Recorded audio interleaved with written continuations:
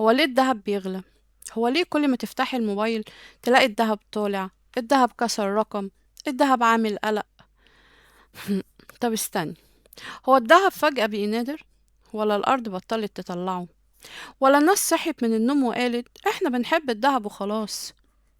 ولا في حاجة أكبر وأخطر واحنا مش واخدين بالنا؟ طب خليني أسألك سؤال بسيط، انت دلوقتي لو معاكي فلوس في البنك أو رقم على الموبايل، حاسة النوم بتوعك بجد؟ ولا ده مجرد رقم؟ طب لو الكهرباء اتقطعت والسيستم وقع أو القرار اتغير، يطير؟ الفلوس النهاردة بقت ورق، وأكتر من كده بقت هوا. عالم أونلاين، شغل أونلاين، فلوس أونلاين، كل حاجة بعيدة عن الإيد.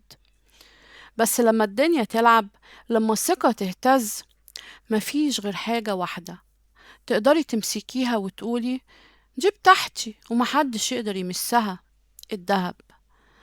بس خلينا نكون صراحة، ليه دلوقتي؟ ليه الزيادة دي مش من سنة ولا من 5 سنين؟ السبب الحقيقي مش سبب واحد، ده 3 مفاتيح فتحوا الباب في نفس اللحظة. طب خليني أقولك على أول مفتاح: العالم كله بيطبع فلوس أكتر بكتير من اللي بيخلق قيمة حقيقية. فلوس بتطلع من العدم ومن غير غطا، ولما الفلوس تكتر قيمتها بتقل. ده مش فلسفة، ده حساب. الناس لما تحس إن الفلوس بتسيح في إيديها زي التلج بتجري على حاجة اللي ما بتتباعش: الذهب. الذهب محدود ونادر، عمره ما يكتر فجأة. المفتاح التاني إن العالم مش مستقر، في توترات، في حروب، في اقتصاد بيتخانق، في عملات بتترعش. وأول الدنيا ما تقلق، الكبير ما يلعبش، ما بيغامرش، بيقفل اللعب ويركن في الملاذ الآمن. طب من آلاف السنين إيه هو الملاذ الآمن؟ الدهب.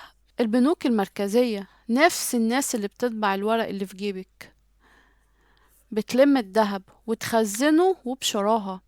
ليه؟ عشان شايفين اللي جاي قبل ما يوصل لنا، ولما الكبير يتحرك بدري السعر طبيعي يطير. مش مضاربة ولا فقاعة، ده طلب حقيقي زاد فجأة. طب الدهب مغليش فجأة، الدهب بس كشف الحقيقة. وعشان كده انت محتارة، اشتري ولا بيع؟ مش عشان السعر، لكن عشان الخوف. الخوف ان القطر يفوتك، او انك تلحقي نفسك قبل ما تقعي.